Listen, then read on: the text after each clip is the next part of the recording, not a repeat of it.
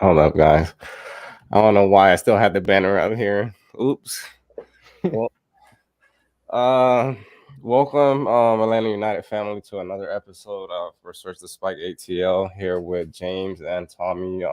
Another week for MLS play. Another week where we had Atlanta United be kind of unpredictable at times with coming back, from a 2-1 to the New England Revolution. I mean, showing a bit of character, from the team, a lot of fight. I feel like the offense is starting to get into some cohesion, but I want to get James and then Tommy.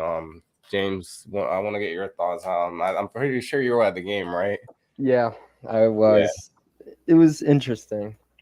My three main takeaways from this one were Bobby Shuttleworth is obviously a question mark, and I want to hear what you guys have to say about Aruju on the left side in that first half. A little number, 0 for 5 successful crosses for Aruju in that game. Obviously, the left crosses didn't work out, and Alan Franco with another mistake, but he played all right, barring that chance. But yeah, it was a decent performance. It's a team on a cold streak so far this season, but they obviously have the potential. So we like battling back, but we just came up short of getting 3. But we move. Shuttleworth, yeah, I don't know. I don't know about him. I don't know if we have a goaltender that's going to be fantastic. I know people are calling for Rockos to play, but he hasn't played. Like he didn't play at his other team, so like he's going to be cold. Like I expect him to play that worthless cup game, the American Family Insurance game. Like I probably expect him to play there. And then I think during the break, their international break, I think the twos play, so I expect him to probably play there. Maybe see what he has, at least to know what we have with him. But I had a question for you, and that is, there's a lot of shit talking going about the crowd and how the crowd was quiet. So I think that was the biggest thing on social media that I wanted to shoot everybody about. So, well, the crowd sounded fine it sounded normal, and it was on Fox, right? Yeah, it was on Fox. And, ESPN. Was it? Oh, or ABC? Or no, ESPN. Fox. ESPN. Yeah. Okay, so it was on ESPN. I don't know. I don't think ESPN ever does a great job at making the fans, but it seemed loud at times. So what are your thoughts? It was bang average. I mean, the seats were empty. This was the emptiest game of the season so far, in my opinion. We packed it out for Chicago when I didn't really think it was. But the top of the supporters section was empty completely, like 10 rows maybe. And it wasn't, I mean, it's just a little bit quieter, but I mean, what do you expect? It's just the same thing. We get loud during a chance, the certain chance or whatever. But I mean, I don't know. People were doing the wave in the top sections, and I was picking them up more than the supporter section. But that's because the stadium is poorly designed in the sound. So when you're on the other side, you can't really hear it well. You can only hear it like certain parts of the game. So, but yeah, it was a poor showing. But I mean, I really expected it. The Sunday games are terrible, and we have more and more this year. Well, 1:00 Sunday games, I think, are probably maybe what hurts a little bit more. Yeah, it's just really early. You get a lot less drinking in before the game, right? yeah. But it didn't look completely empty on TV. I thought it looked pretty full, at least at times. But there were late arrivals as usual. But I think that's just normal for the Bens with the Falcons. Well, if people actually show up for Falcons games anymore. But I mean, I thought it looked fine on TV. So I was kind of interested on your take on that. Yeah. Yeah, the ones that seem to be more concerned about that, man, were the Nashville fans for some reason, man. Like they were just trash talking like nonstop about it. Like, dude, we could fit like your entire fan base in the Mercedes Benz, and we'll still have like 40,000 like seats empty. So I mean, I don't know why attendance is so big for them. Attendance has been big for them for everything, especially like in hockey when they were in the conference finals years ago with a team in Anaheim, my team. And all they talked about was because in LA, like starting a game at 7:00 is 4:00 there. So like California traffic, like nobody would show up for the first period. That's all they talked about. Carrie Underwood talked about it. Like that's what I mean. I hate Nashville so much. Well, We'll talk about. I didn't mind it because the 30-minute commute that I usually have it was cut down a lot, so I didn't mind it. But it's better Sunday at 3 and 1 than Wednesday, so I'll take Well, it. I mean, we should expect, better showing, better attendance, for the next two games. We have two games that are Saturday around 7. So, I mean, and then we have the international break, I believe. So, I mean, I feel we should be good on that part. I mean, there has been, kind of a slowdown of people like coming in. I mean, I don't know if it has to do with the recent results, but I do feel like it's gonna get better eventually as well. But we were talking about Nashville a little while ago. Or I don't know if you were gonna bring up a point about Alan Franco before we had it. Yeah, before we get there, I mean the defense it's been the same story all year, right? It's single mistakes. It's like individual mistakes. It's not like terrible as a whole, except I think there was that one corner where like they allowed 2-0 and they scored. Like other than that, like it's always been these individual mistakes. And Alan Franco, I think it was on the first goal, like didn't even try to defend, like just let the guy have all the space in the world, which was absolutely ridiculous. I wonder, and I highly doubt this happens, but if there's an opportunity to move him in this window and maybe get somebody else a defender, I wonder if they make it, because again, like I said this last week, he was their third choice. Like they tried to go through two other guys, right? Like Heinze wanted two other guys, and they ended up getting him. He was a third choice, so, and he's a Heinze guy, so I don't think that they're tied to him. So I wouldn't be shocked. And Alex DeJohn is our best defender, and honestly, like out of all of it, I mean, he's even like with Miles, like DeJohn gets up there, right, to defend. Like he white boy can jump. White boy can jump like 100%, and he's definitely done a good job. But like, I wonder if we start prepping. Maybe this is with the U22 spot. If you get that defender to be Miles's partner next year. I mean, I don't know. I would like to see that maybe Franco doesn't move now, but maybe he moves in the winter, and then they take this U22 spot, and whoever that guy is, well, him and DeJohn will take it until Miles comes back next year. Yeah, I agree, but Franco's mistakes, they're obviously bad, but it's just getting caught out on the break that's been a real struggle for us this year, and especially when you have Arujo on the left side and Brooks Lennon is basically the right winger and right back at the same time. We get caught out so easily, and everyone's pushed out. Ibarra's pushed to play right back.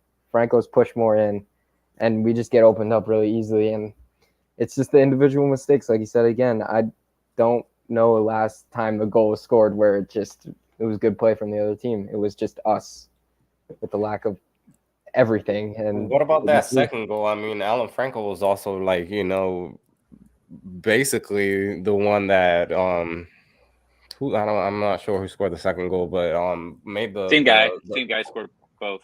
Yeah, so he basically like stepped forward and made the guy be onside. So I mean, step backwards, and I mean, I don't know, he just didn't see that the attacker was behind him.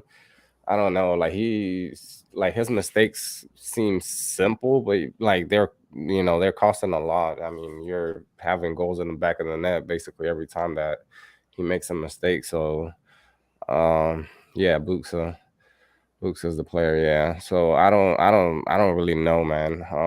If they're gonna move on from him like this next transfer window, it would be good if they would. Given the fact that I mean he's also making a lot of money, which that's another subject we're gonna get into in a little while. Yeah. I mean, I don't know. honestly, I don't think it's that bad of a situation. I mean, he's filled the role. I mean, good enough. He's gonna have a bad game eventually, and then the wheels can explode. Yeah. It will. I mean, eventually it will happen. I mean, to where we're just gonna get caught, either flat-footed, and not basically not in sync, and that's another thing that I feel like plays a role as well. Like, I mean, there hasn't been many games where Alan Franco and DeJong have been, both starters until recently. So without a doubt, I feel like that chemistry has to play a role as well. Like that, I don't know if the language barrier is another thing that plays a fact as well. I don't know if either one of them, is able to speak the other language fluently or at least comprehend them. But I don't know. Yeah, he does not speak. He only speaks English. I think someone said that. Something I was listening to. He only speaks English, so it's gotta be. No, no, he doesn't speak English. I mean, he speaks English, but he doesn't speak Spanish. From my understanding, so that's no bueno. I know that much. But I was gonna say the last thing is like I've been hearing people saying, "Oh, the attack's great. The attack's great." The attack hasn't changed at all, and like I'm so tired of like hearing that like all of a sudden like these past couple of games are good. The team has been good for a month now, a little over a month. It's just they weren't finishing. Like that's the only thing that's changed.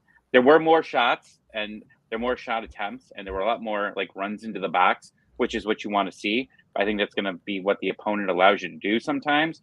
But I mean, the world was blowing up like a month ago when we lost against Miami and we drew against Cincinnati. Like we're playing the same pretty much. Like we're still making those single mistakes that we're having, but we're attacking. We're getting shots. We're getting decent shots.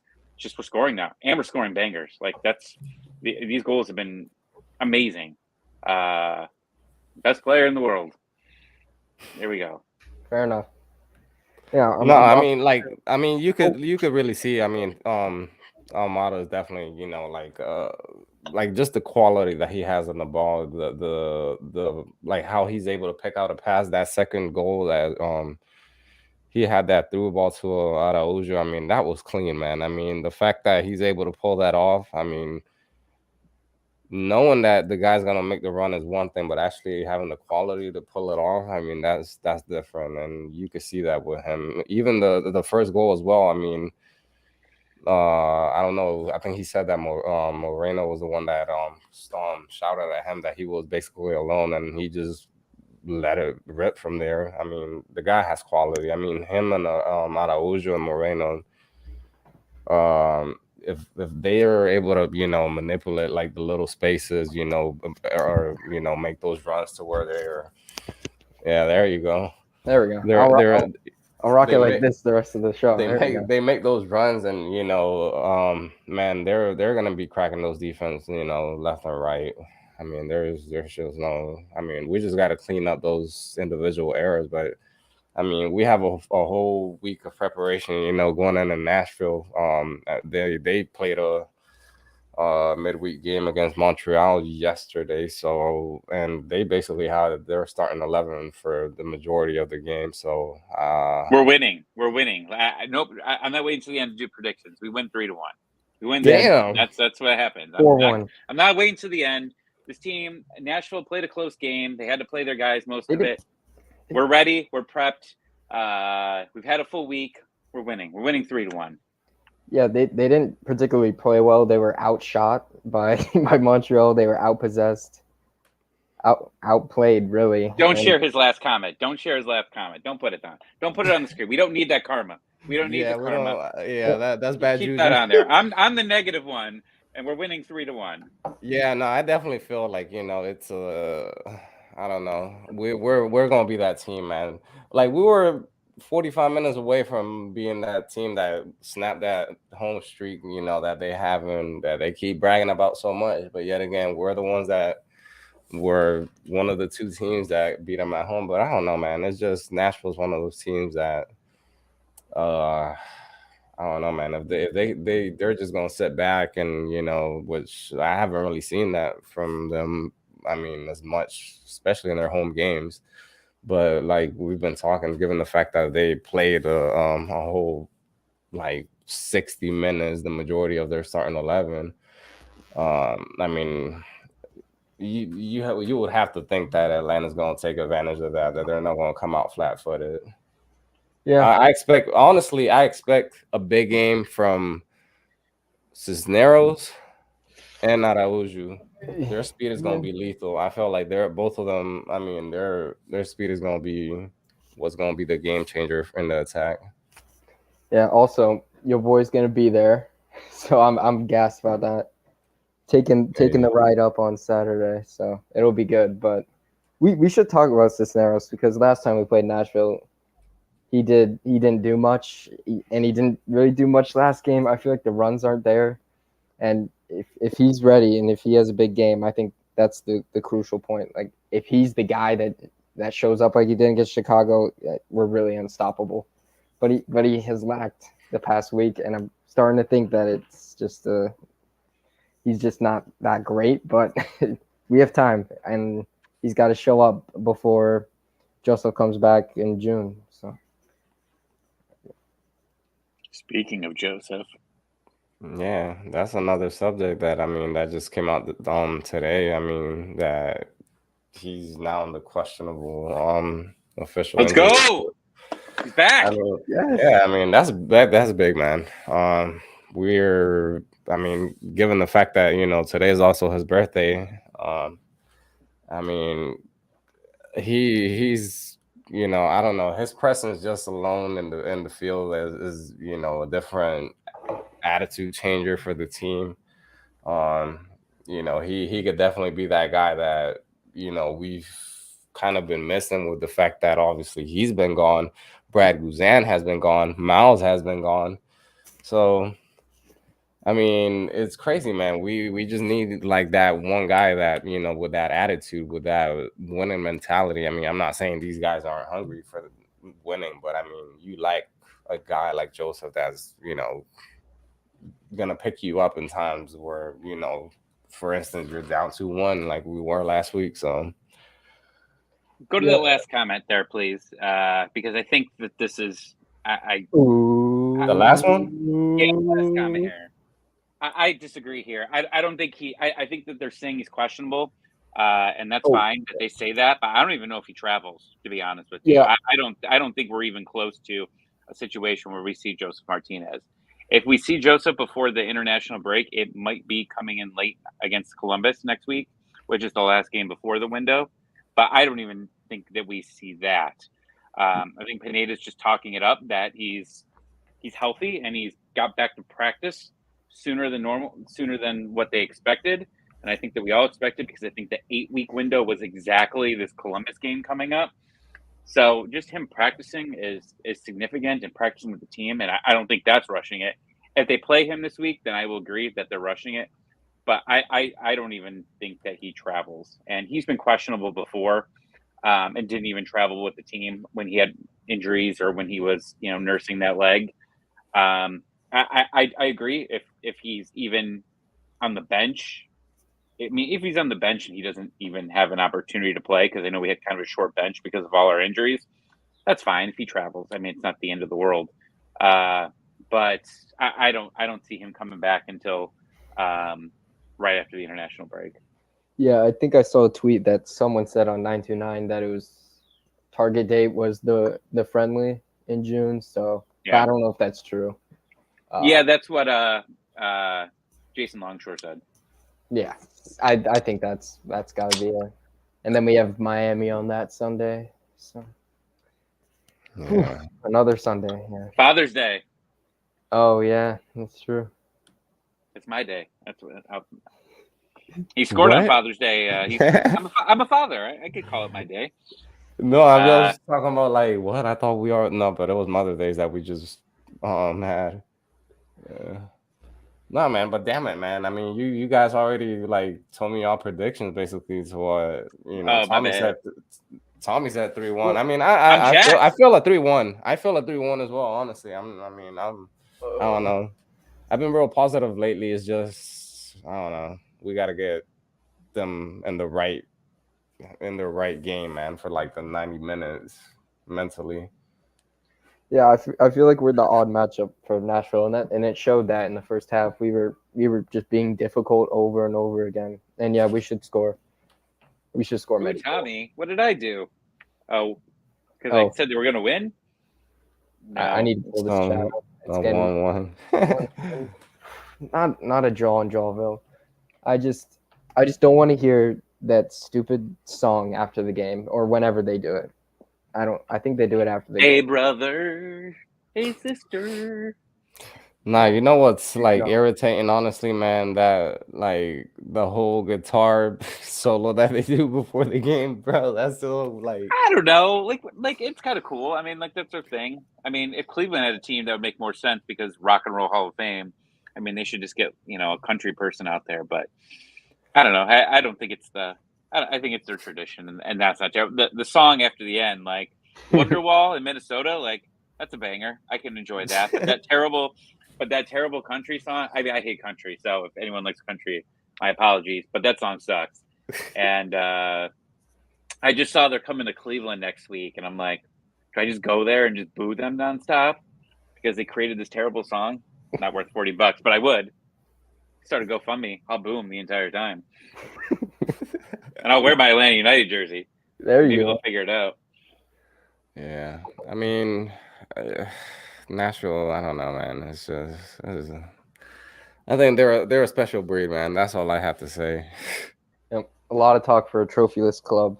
I gotta say. Yeah, they definitely do brag a lot. So guys, we had basically like two days ago. Yeah, I think it was yesterday, or I don't know. We had the list of the MLS salaries come out. Here we go. We're Atlanta, obviously. Favorite time of the year. Yeah. This is when people turn on their players. They turn. They absolutely like. When Columbus Crew fans learned that Zardes was a DP and like Columbus didn't announce that he was a DP, their fans were pissed off. So I'm always excited to see like this, and like when we found out how much Jurgen Damm was getting paid, everybody was just as pissed off. Yeah. But I was positive on this one. Yeah, when Franco makes his next mistake, you'll just see his payroll in the comments. Like, are you kidding me?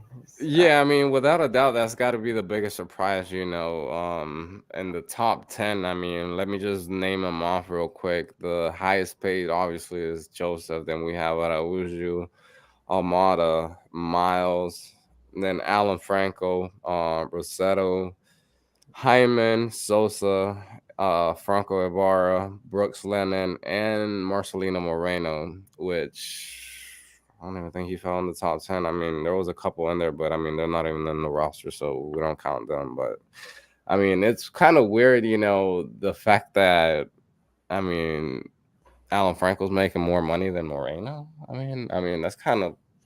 Moreno's on a deal, guys. He's on a deal. And he's fantastic. And now remember, these guys were DP. They were both DPs at one point, right? Like Moreno and Franco were DPs. The part that shocked me the most was the pay cuts. And the two biggest ones, you look at Brad Guzan, he went from $805,000 last year to $458,000. He almost cut his salary in half. Like, I understand everybody can give shit about Brad Guzan and his contract, like especially last year. There was so much shit talking about him to the end of the year when he actually was playing extremely well in like that last month. But good for him, man. Like that's a team guy right there that I know he's out for the year and everything like that, but taking a huge pay cut like that so they can go and get other guys, bravo. Like that's just amazing work. And who knows if, Carlos went to him and asked him for it, or I highly doubt he offered it, but like, being able to get him down like that is amazing business. And like we give the front office so much shit. We got to give them some props on a couple of these. Yeah. And then same with Emerson Hyman. Like Emerson Hyman went from $900,000 to $657,000, $240,000 pay cut. Amazing. I mean, Moreno being the 10th most paid player and being our second best player this season. I mean, that's pretty fantastic. We like to see that. Moreno is different, man. I mean, wasn't he a DP, right? Yeah. And look at him now. See, people just love Atlanta. That's why we get these cuts. And we have the best front office ever. I mean, how could you hate them? Just brilliant. Oh man. We're good at some salaries, I'll tell you that. Rosetto's a little interesting, 662,000. I think we've definitely seen him improve. I think that every game that he plays, I've seen some improvement.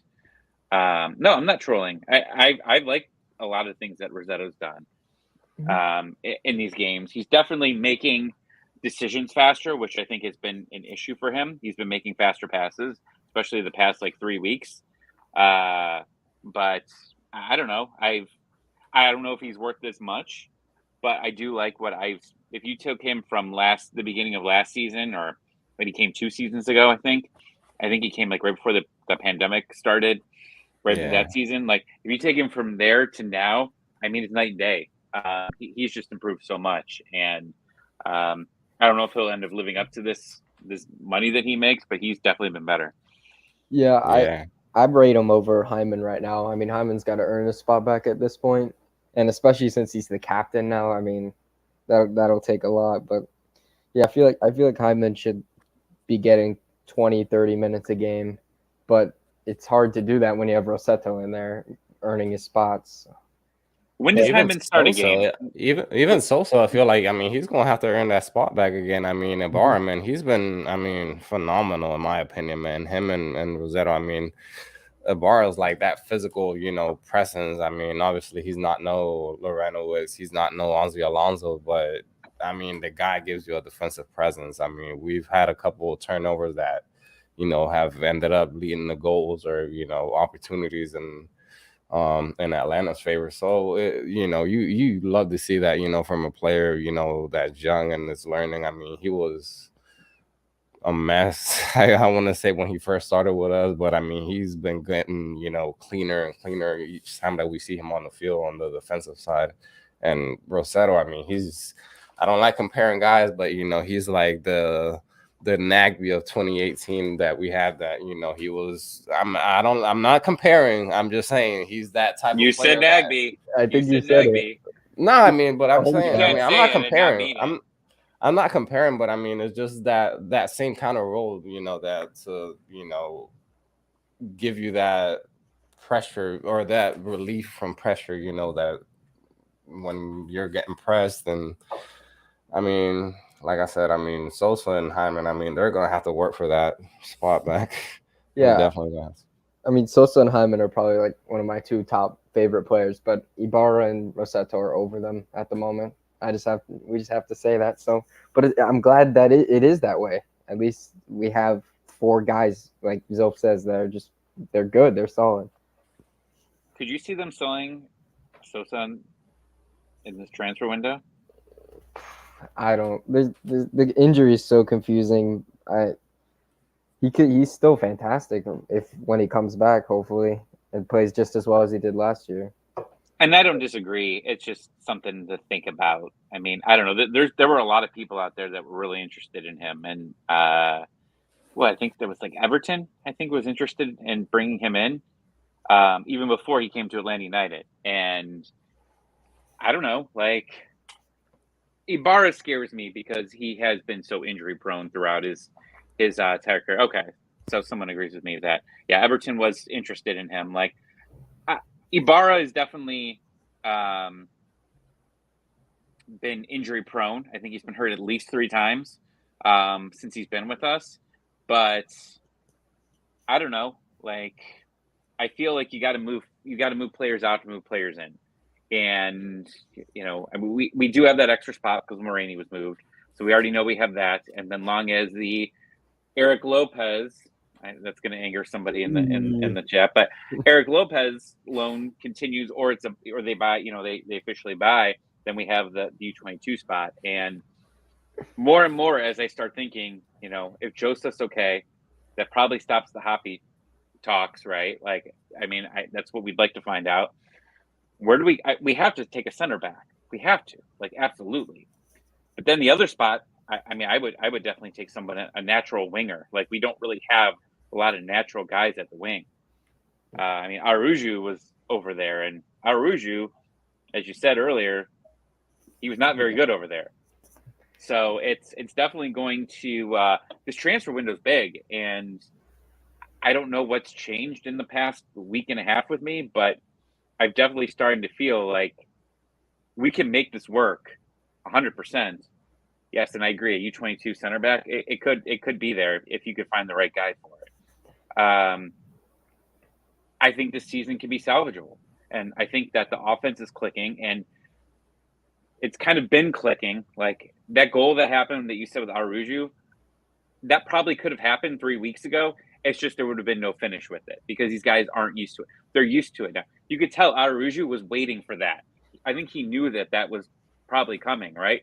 Like these guys didn't know what they were doing. They were all creating their own chances, 3 weeks ago, but they weren't really combining together. They're combining together. So I don't know. I've gone from 6 to midnight on this season, 100%.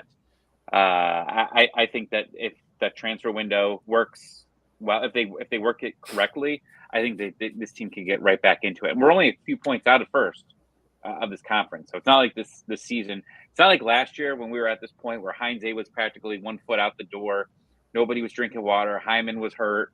Hyman was out for the season. Like our hopes were nothing at this point last year, right? And now we're getting stuff together. We're scoring a ton of goals. Like this is workable. And despite all these injuries, if they do this right and they could maybe get a deal or two, maybe some veterans, maybe a veteran to come in to replace one of these spots, maybe on the cheap, I think they could do a lot of damage in the window. Yeah. I feel like a winger is imperative. It has to happen, as well as a center back. And what Josh said about Arujo up top. I mean, I feel like at this point, the only place I would put Arujo is right wing. So White wing. White wing. I mean, but Lennon's been pretty good in that role, but obviously Arujo thrives at the right wing position. But yeah, I don't know. It's so confusing because in games we're just without that guy. But yeah, we're gonna sign the winger, and then just keep Arujo on the right, man. I don't want to see him on the left anymore. And yeah, this window's huge, and we're bringing that winger in. I would like, but Wiley's coming back too. So there's so many questions about the wing spot.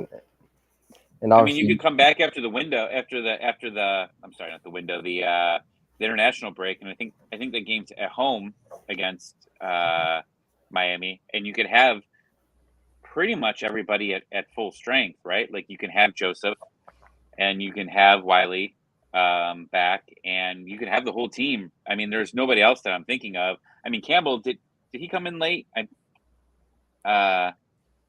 don't even remember if Campbell made an appearance. He has recently. I remember. I think he did play. Oh, he played in Nashville. Yeah, he did come in against Nashville. Mm-hmm. So I mean, he's back as well. But like, I think that you take these. I know we got 2 weeks left, but after those 2 weeks, like you've really got a chance to really just get rested. And if Joseph's coming back, get ready for it and get everybody in sync together. That you can have a real great first game right after that break. Yeah. So to sign Messi, I would not offer Messi 35% of my club.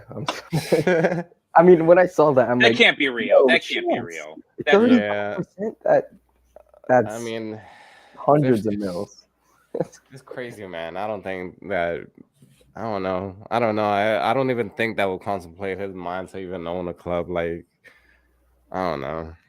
He comes to MLS 100%. Like, I think that he's definitely coming to MLS, and I think that's a scary thing for all of MLS, 100%. What is the counter move by some team? Like, is it the LA teams? Is it Atlanta? Maybe if Joseph doesn't work out, do they go out and try to get someone else? Like, do they try to get Ronaldo? Like, I mean, it's just all talk, but like, somebody's going to make a counter move 100%, and they're going to go beg for somebody else.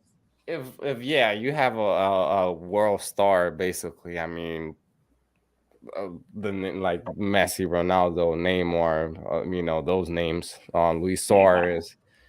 Look, man, I see Neymar being one of those players that he's gonna be here without a doubt in MLS, man. Him, Griezmann, David Alaba, uh, possibly possibly Luis Suarez. I mean, there was some talk about him coming after he left Atletico Madrid, but he's apparently trying to stay in Europe still. But I don't know. I don't think Atlanta will do something like that, man. Like bring in a big name like that. I would like it. You know, it would give, you know, like more international like media attention.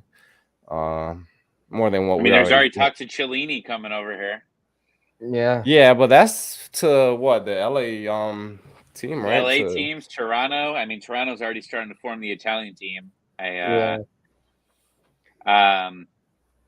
I don't know. It's interesting, but I think we talked about this last week. Like, when does Atlanta United finally break their own rules here and eventually just go out and get somebody that is? And I don't want to say old. I think there's a medium window, right? Like, I think that we're in the really young squad, right? Like, we're trying to get to all the young and up and comers, and that's why we've been failing at a lot of them. Like, a lot of these guys just haven't lived up to MLS. And then there's other teams like Miami that brings in Higuain, who literally can't, like, I mean, anybody could outrun him.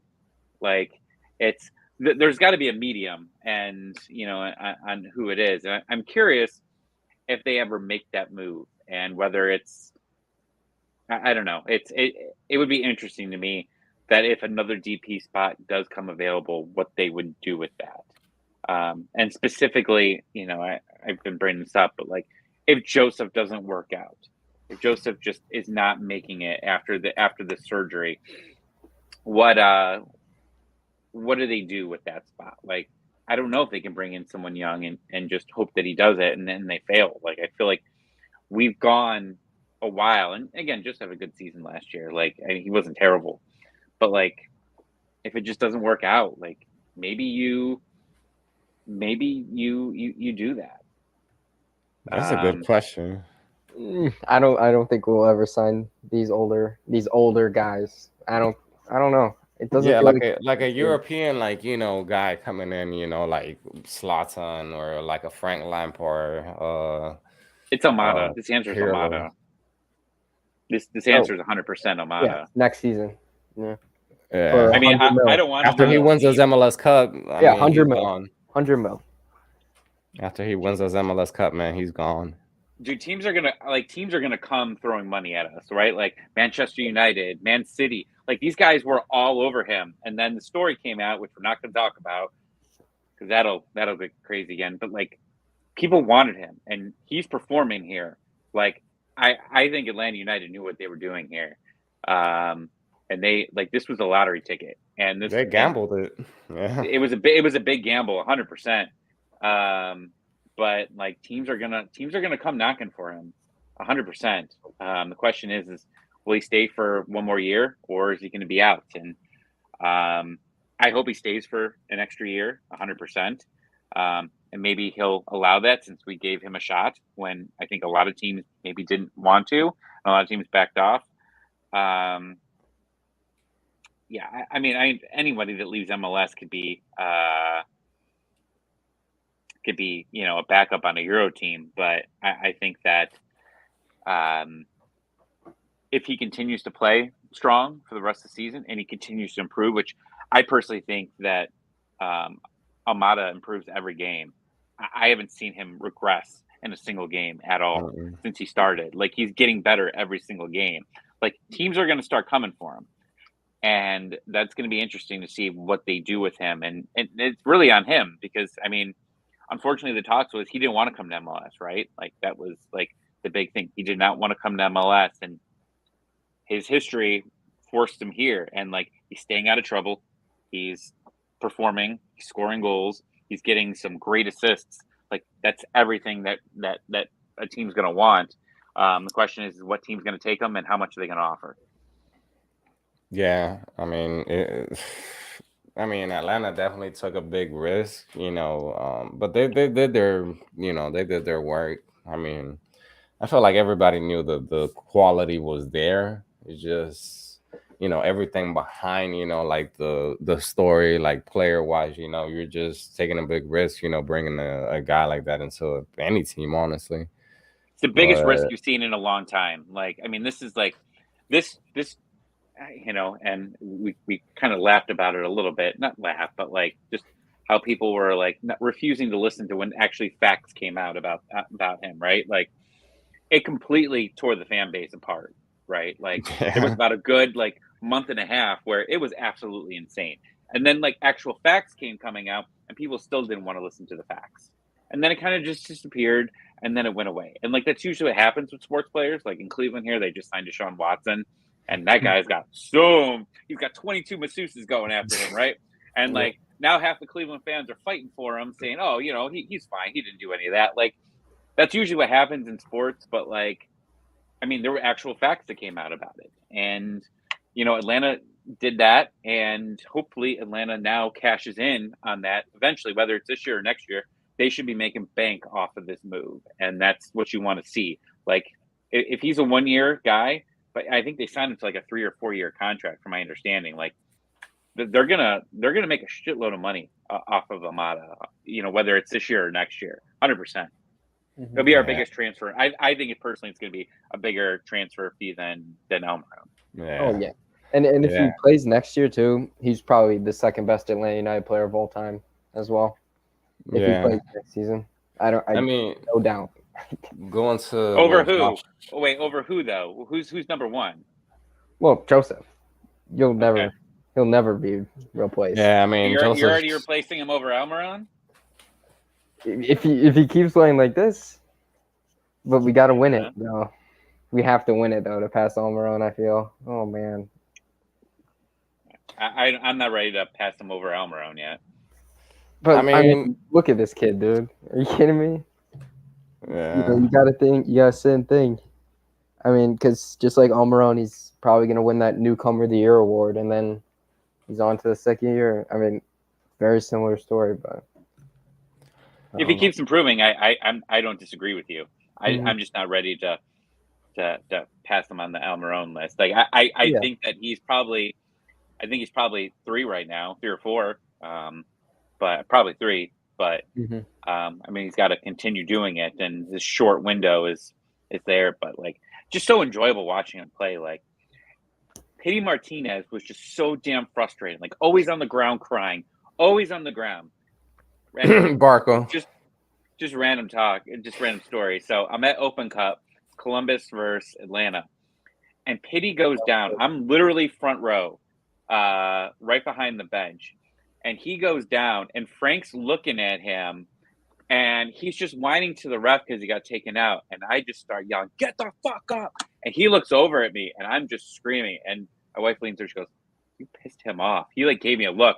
And then later I moved to the other side of the field when they switched sides because literally nobody was there. After they won that game, I didn't follow him. I followed the other side because I wanted to go by the goal. That dude gave me a look where I was like, wow, oh, man. He gave me what Moreno's girlfriend would have given Doug Robertson love.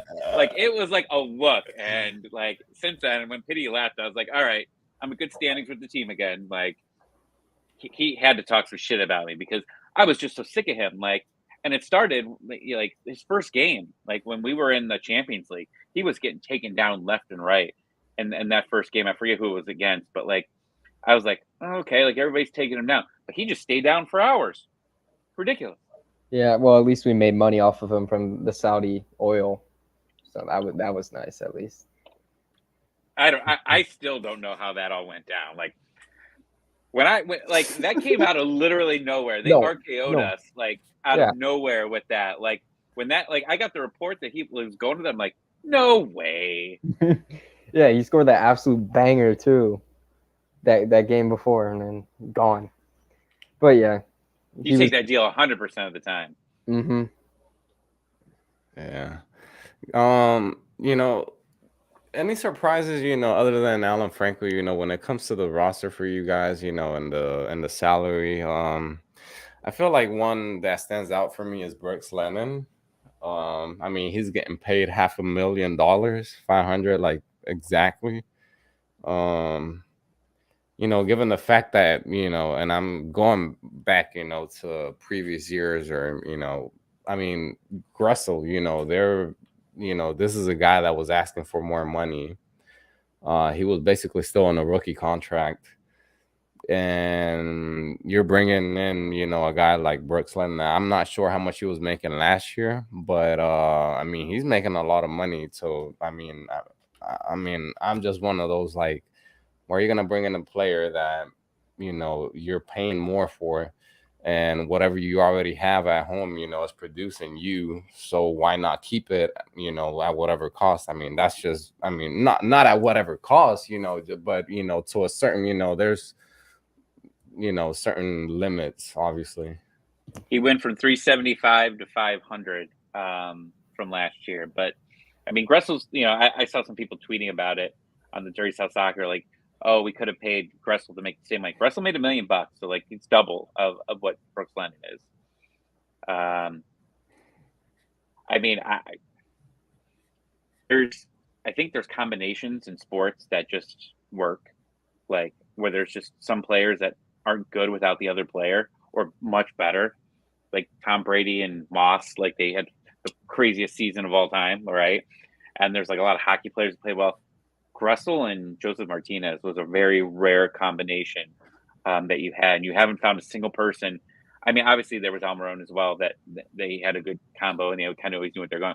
But Gressel had that as well, and Gressel, I think, was just a little like he didn't just do crosses. Like he was able to score and a little bit of everything, calm and collected. Like I don't know if it's worth double that money. Like I don't know.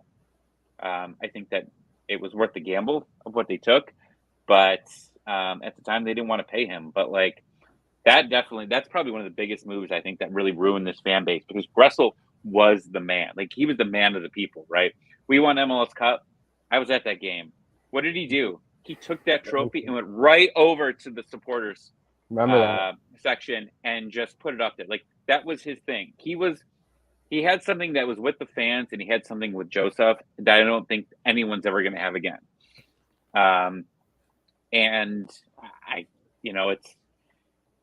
I like Brooks, and I think that his stats and all I want to call them inflated stats, because like these chances created thing just doesn't do it for me at all. Like, yeah, he gets chances and he creates chances, but I don't understand what a chance is anymore, because like the one person, like what crosses 4 for 28 crosses, like I don't know. His mind isn't fast enough. He's very durable, I could say that, and he's got great cardio, but I would still take Gressel. I would think that maybe they could have figured something out that maybe would have been less than $1 million for him if it would have got him staying with Gressel or got him staying with Joseph. Because I think we're learning that both these guys have hurt themselves by not playing with each other. Yeah. Well, Brooks has definitely played to his level since Chicago. I mean, Chicago, he was almost man of the match besides Cisneros, and he played well against New England. But I mean, I've liked him the past couple of games. But yeah, it's that connection with Gressel. But dude, didn't he have a whole Felipe article type thing where he's like, they didn't pay me or whatever? But it's so complicated. Who knows who to believe? But I don't know if Gressel on that big of a deal. Ugh, I couldn't choose a 1 million Gressel or 500K Brooks Lennon. I don't know. It's tough. Yeah, going to the comment that Josh says over here, and fairness to Brooks Lennon, we don't have a target man like we used to. Even Joseph is not as aggressive now in the box.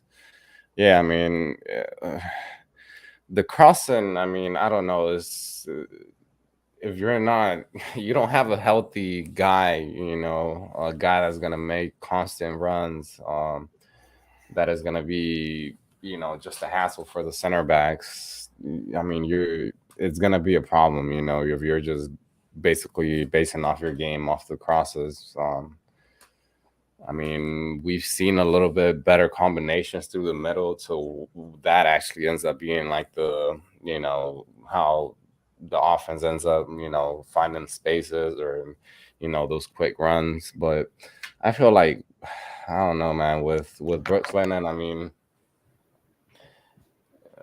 I don't know, man. It's just really tough to say, whether he's worth it or I mean, I don't know, man. I feel like if by the end of the season we just keep on seeing the same like systematic thing, over and over. I mean, I don't know, man. It's just gonna be hard for me to, or I mean, even a lot of people, I mean, already see that. I mean, Brooks Lennon, I mean, is just so repetitive when it comes to like his way of play. Put Josh's comment up there if you don't mind. The Felipe one. Sure. I will say this. Like, I think every fan base has those at home writers, right?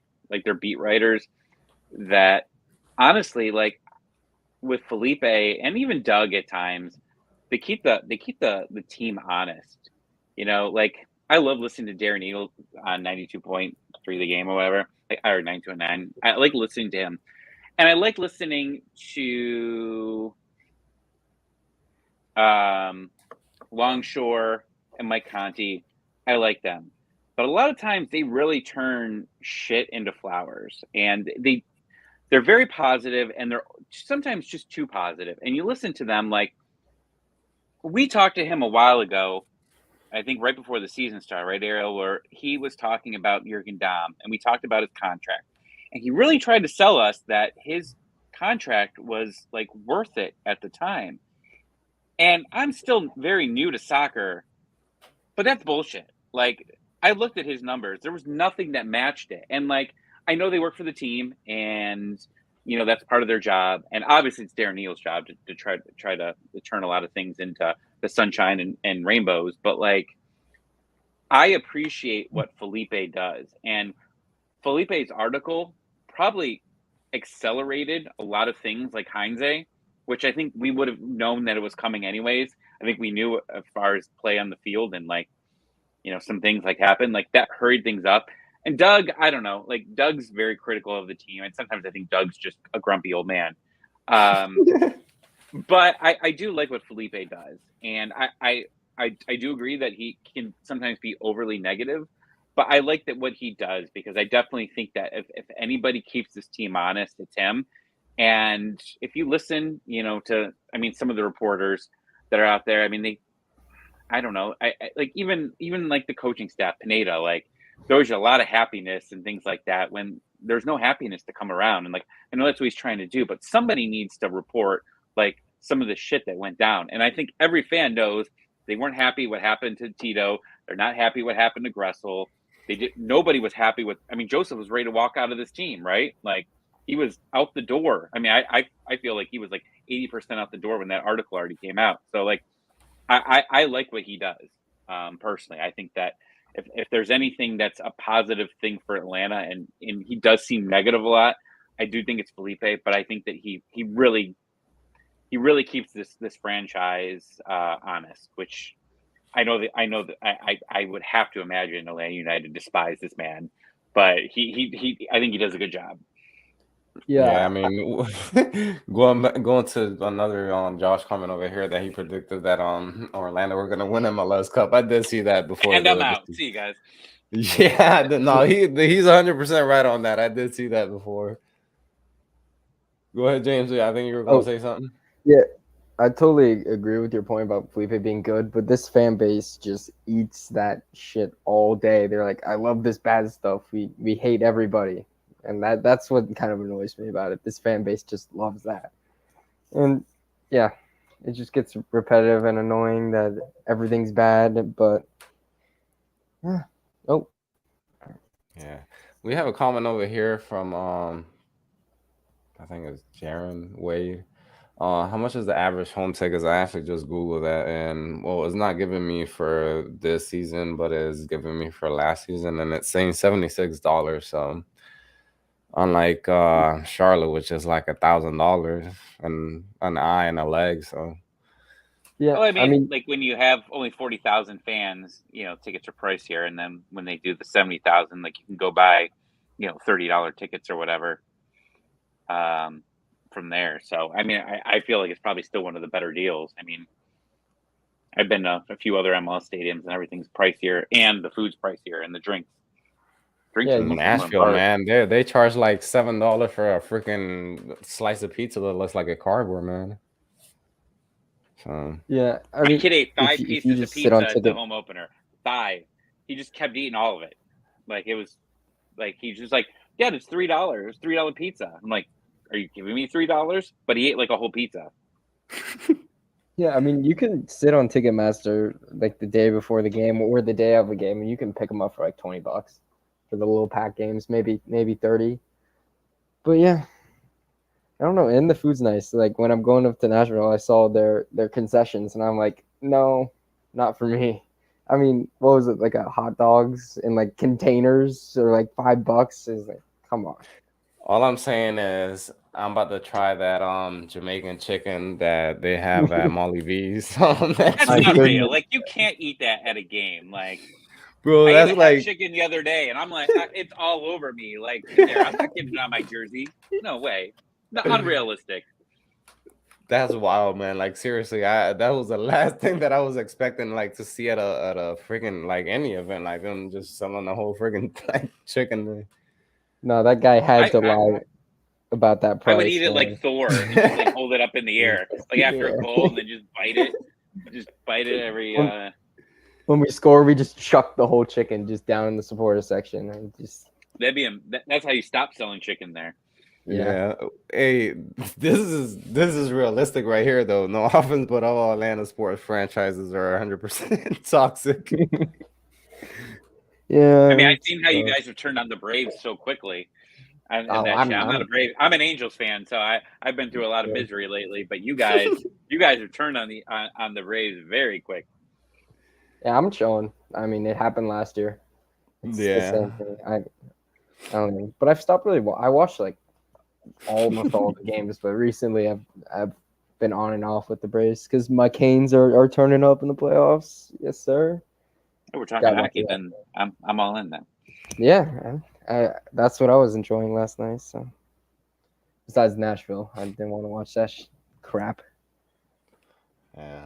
Well, man, all I can say to hope that we see a positive result. I want 3 points, man, regardless. 1-0, 2-0, 4-0, whatever the hell it is. I just want 3 points, man. We need to start climbing up the damn standings in the East, man. No cups. Well, let's just take let's take the next 3 games. So you got Nashville, since we already done our predictions, and Zilf is very upset with us for it. You got 3. Let's just talk the next 3 games, because like you got the 2 out of 3 are at home. You got Nashville on the road in Nashville, at home versus Columbus, and then at home versus Miami. How many points you taking out of that? 9. Come on. Well, I took Spanish, so I know that means 9, and I will agree with you. Woo! I don't know. I don't think I'll make that Miami game, but so we'll probably lose. But it's a 3:00 on a Sunday, baby. No, I don't. I think I'll be out. Oh, you look like a church boy. You're probably at church. I get it. Well, I was at the last 3:00 game on Sunday, so I don't know what you're talking about. I'll be at the AmFam Cup. Yes, another trophy against Pachua, or whatever, and everyone else is playing Arsenal and Chelsea and Barcelona. I know. Hey, that's something that we haven't really talked about. The fact that we have all the MLS franchises basically around us having these big games against big European teams, Chelsea, Bayern Munich, Barcelona. I mean, what the hell? And we're stuck playing Pachuca from freaking Liga MX, bro. Like, what the hell? Yeah, give me tickets to the game in Bavidad, the Chivas Club America. Yeah, honestly, that's all. I'd rather see that, honestly. Yeah. But I don't know, man. I don't know if it's, we're getting to a subject that I don't want to get to, damn turf. But the fact that, we don't like host big games like this, kind of, I don't know. I'm not going to say it's concerning, but I mean, you're hoping, for Atlanta to win that World Cup bid to where, they host a couple of games here in Atlanta. So why not start exposing that, from now, Yeah, I don't hopefully know. I don't. we should win Tottenham their first trophy in that cup next year. We should do that. Yeah. That would be fun. But I don't know. It's a waste of money because it's for season ticket holders. It's the 18th game or whatever, and it's that. It's like, I mean, I'll probably show up maybe, but it's not gonna be great. But it will probably be Joseph's return, which will be nice, and we get to see RRN hopefully. So, I mean, there's some positives to that game. I think it's more helpful than hurtful until something happens. Yeah. So we have Jaren asking that well saying that she's an extremely casual football fan and just how much does Miles Robinson impact the team when not injured? When Can barely put into words. He's that guy. he's a rock. I definitely think that he's a guy that keeps the team centered. And obviously, I mean, they put him as the captain, and that lasted a whole game and a half. But I think that he's obviously very important to the squad, and I think that this injury now just extends his stay here in Atlanta, which might not be the worst thing. And I mean, I think everybody was nervous that if he would have gotten sold in the winter, he might be sitting on a bench somewhere. So he was getting more time here, and we just saw Walker Zimmerman basically become a lifetime MLS player this season with that contract extension, right? So I think that Robinson still definitely has a want to leave MLS at some point, but who knows? This might this could make him an MLS lifer, which isn't the worst thing in the world. No. Yeah, I mean, it definitely did. It's gonna change the trajectory, obviously, of his career. I mean, the fact that he was already the starting center back for the U.S. men's national team and pretty much was gonna be the starting in the World Cup. I mean, it's a huge hit. He's young enough. Personally, Cam Akers. I mean, look at Cam Akers. He had the same injury, and he came back. I mean, way sooner than everybody. So I don't think it's impossible for him. I mean, he's not gonna make the World Cup. I think he'll make a full recovery.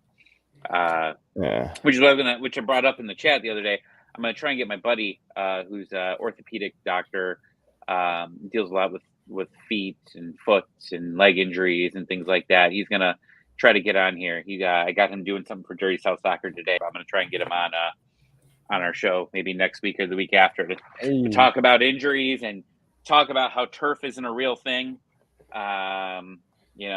Some of the things that we've been talking about for a while, but he's definitely got some insight. He does a lot of physical therapy and things like that for the Cleveland Browns. So he'll definitely be good to talk to. Yeah, we'll get some brains in the I stream. definitely sounds like somebody that's got some more knowledge than like 90% of the fan base. Yeah. Well, yeah, I'm gonna listen to see what he did tonight, and then I'll convince him. I already owe him like 3 beers for doing that, so I'll just buy more. I'll give him a 12-pack to come on. Yeah, I was about to tell him we'll send him the 24-pack. Well, I am coming into town the last away game, so if there's a away watch party, you guys want to hang out. I think they're playing. I don't know. I remember who they might be playing Portland that day, but I will be in town for the Falcons Browns game, and it's unfortunately a away game. So if there's an official watch party, let's have some drinks. I'm ready. Yeah. Cool, man. Well, I don't know if you guys want to touch anything before we head out. Anything, MLS wise, Atlanta United wise, what? Or anybody on the chat. I mean, if there's anything else, I know we have Jaron Wade over here talking about Barco's my favorite player, even more than Martinez. Hated to see him go, but I could even see his lows. With Barco, surprisingly, I mean, he's been, I'm not gonna say solid for River Plate, but he's been pretty good. I mean, he's pretty much had or maintained the level that he had here in Atlanta United. So, I mean, he's in a good path. I mean, I don't know what's going to end up happening with him, honestly. I mean, he's still. Yeah, I mean, but. You think that we get somewhat of the same amount, or what do you see with that? I mean, unless he does, gets even better, I just think that you sell him for a decent price and move on from there. You might make a small profit off of him, but you paid a lot for him. You paid a lot. I mean, that was a record transfer at that time, right? And he was not good for 2.5 years ish. So I mean, it definitely took him a while to get into his own. And unfortunately, MLS is, he was the most fouled player while he was here. I think in all of MLS, like his entire start to end span, he was the most fouled player in the league. And he had a hard time recovering from that. And how many knocks that he had that lasted, 7 years. Seemed like forever. Whenever he got hurt, it was like he was week to week, and then he was like out. I mean, Gutman was out week to week, and he came back in 4 days. So I mean, it's something. I heard that comment that Gutman said something in the lines of like, "I told them do whatever you need to do so I could play." I was like, "Oh, for the badge." Cortisone. Yeah. I remember like seeing Freddy a couple. Krueger came in with 5 shots and just took them all in there, and he was able to move. And he was good. I mean, he wasn't terrible. Yeah, but man, guys, I think we're about to wrap it up. I mean, Ooh, one thing. Yeah. NWSL, right? Like that's yeah. Like I think that would be huge. I think like Atlanta this being city one of loves soccer. I mean, Oh. I think that it would be huge to add a team. I'm not against it. Yeah, I mean, I think it's like 5 cities that are bit or that are interested in Atlanta being one of them.